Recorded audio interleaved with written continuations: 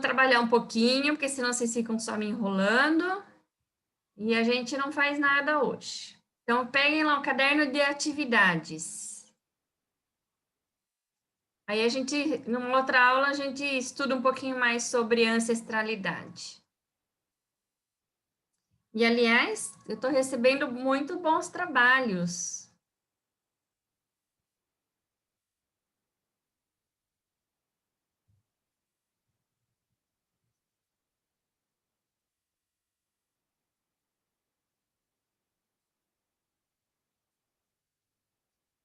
A gente começa aí aqui a parte de biologia da conservação, né? Então, as ameaças que nós temos aí à biodiversidade, né? Perda e fragmentação de habitat, uso de agrotóxico, introdução de espécies exóticas, sobreexploração, né? Poluição, mudanças climáticas, tudo isso vai interferir no ambiente.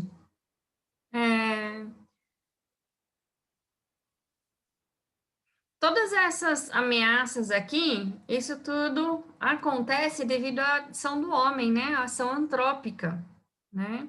E para que você consiga manter um pouco da biodiversidade intacta, foi necessário a construção de unidades de conservação, né?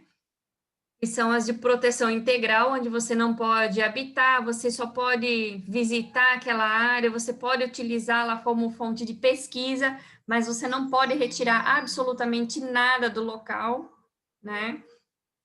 E você tem um tempo para fazer sua pesquisa, você não pode ficar lá muito tempo, você não pode causar nenhum dano, você não pode interferir na vida do ambiente, né? Então, geralmente, pesquisadores que vão para determinadas regiões, às vezes eles vão em uma, duas, no máximo 5 pessoas, né? Geralmente eles trabalham sozinhos durante um determinado período, fazendo a coleta de dados, né?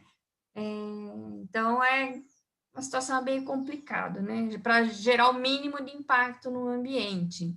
E também tem as unidades, né, de conservação, onde você pode fazer extração de matéria-prima, só que dentro de certos limites, né, para não prejudicar, não causar dano ao ambiente e você não diminuir a quantidade daquele material, daquela matéria-prima, né?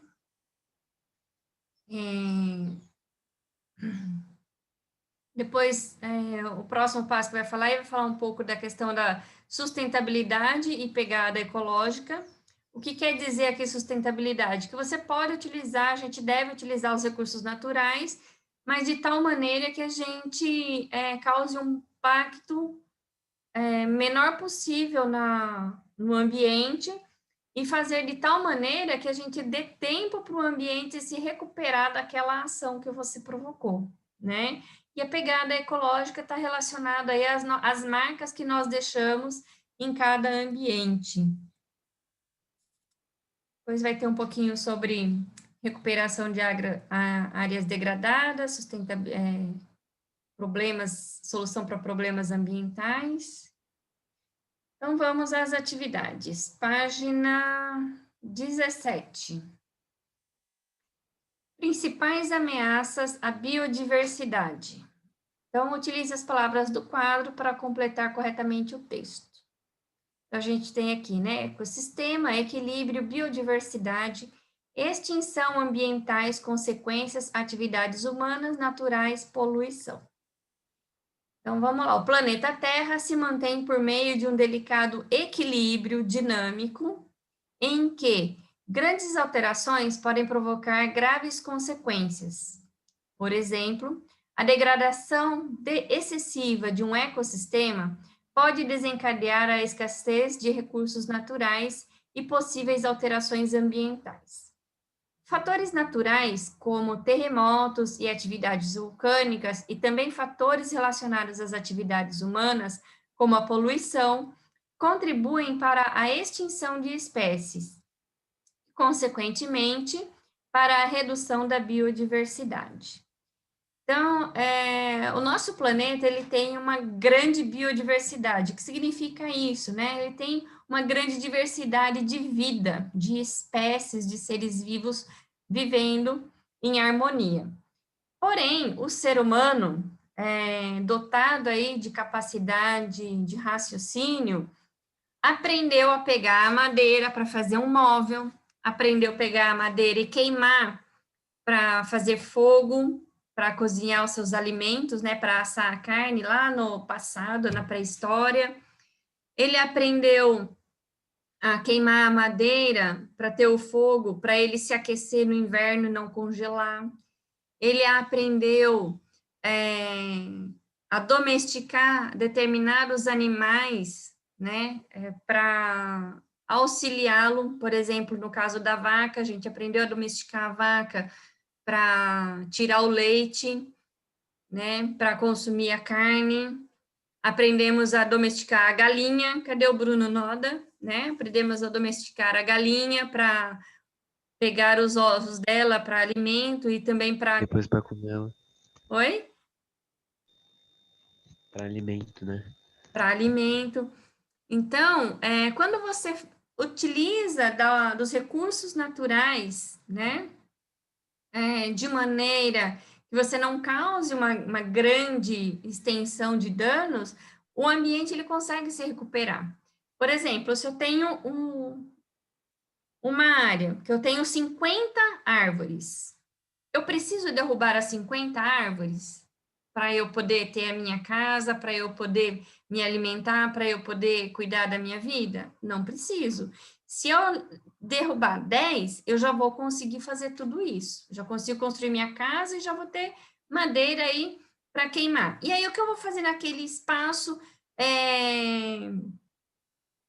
E como é que eu vou fazer? Eu vou ter que plantar de novo, mas se eu plantar de novo, eu não tenho onde pôr minha casa, né? Mas tudo bem, eu fiz uma degradação? Eu fiz. E aqueles animais que viviam ali naquele espaço daquelas 10 árvores? Eles vão ter que arrumar um outro lugar para ele poder morar, né? Eles vão ter que ir para outra região. Esses animais, vai acontecer o quê? Por exemplo, se eu tiver aranha, cobra, ele não vai saber que ali na minha casa, naquele espacinho, ele não pode entrar. Ele vai ter que pegar, ele vai pegar e vai entrar, porque ele não sabe ler, né? Ele não sabe que ele não pode entrar. E aí começa a acontecer o impacto. Porque eu tirei o ambiente daquele animal, então ele vai buscar um outro lugar. Ou o que vai acontecer? Ele vai morrer de fome porque ele não tem como se alimentar. Ou o que vai acontecer? Ele vai entrar na mata, na área de onde tem aquelas árvores restantes, das 40 restantes, e vai acabar interferindo naquele ambiente. Então, é isso que acontece quando você mexe em um ecossistema equilibrado. Ele vai se reequilibrar novamente? Vai. Só que se eu degradar uma área muito grande, como o que tem acontecido na Amazônia, né? A degradação muito grande e muito intensa na região, o que vai acontecer ali? Você acaba causando grande desequilíbrio ecológico. Muitas espécies que vivem naquela área vão acabar desaparecendo, porque ou vão morrer de fome, não vão conseguir se reproduzir, né? Vai causar aí o desequilíbrio naquele ecossistema que estava em harmonia, tá? Só um minutinho, meus amores, eu vou interromper aqui um pouquinho, tá?